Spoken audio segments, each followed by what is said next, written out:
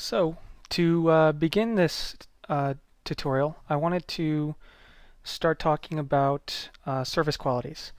I think besides passion, the second most important attribute a texture painter needs to have is a highly developed sense of observation. And this is more true for a texture painter than most other disciplines in the industry. Uh, for this tutorial, I will be going over the three main attributes that make up all surfaces, which are color, bump, or displacement, and specularity or reflection.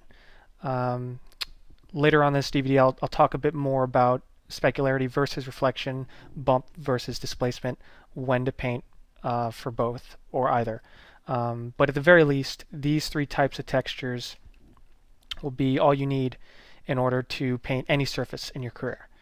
Knowing these factors and what they are is the easy part of being a texture painter. However, understanding how they relate to each other when observing your reference is really what separates the good from the great. So to begin with, I found this asset. It's a old antique clock at an antiques fair, and I really liked it because there's a lot of different textures going on here. And for this DVD, I think it was important to try to show you how to paint four different surfaces. Um, so if we take a look at the front view, we can see that this clock is made up of leather, some metal, and glass. And I think pretty much those are going to be pretty staple textures that you'll be painting in the industry. There will be obviously variations and stuff, but I thought these were the main ones that you'd come across. Um, and so, like I said, I took these images with just a regular digital camera. However, I didn't intend to use these for the painting process. Um, for this asset, what I ended up doing was scanning the actual asset on a flatbed scanner, which I will bring up some of the images now. What's nice about a flatbed scanner is the fact that it doesn't have a lens, so when you scan your images, you don't get any distortion.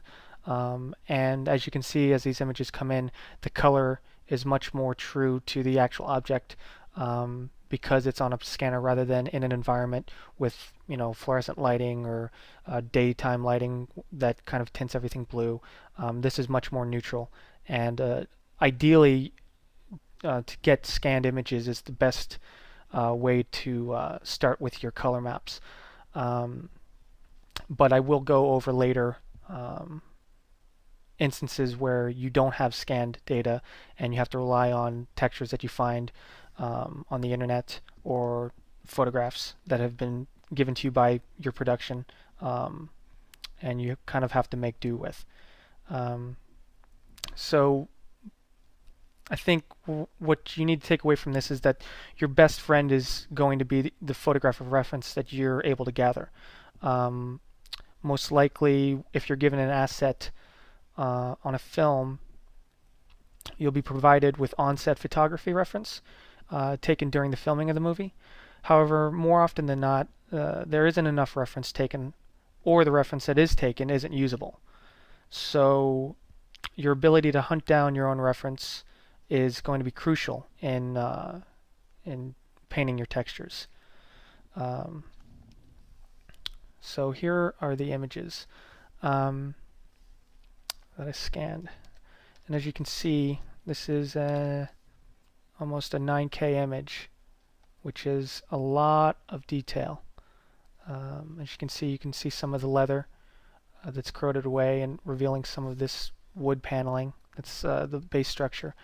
And I was mentioning in my introduction the ability to deconstruct textures and images and objects that you see really will help you give yourself a better insight into how you approach your painting.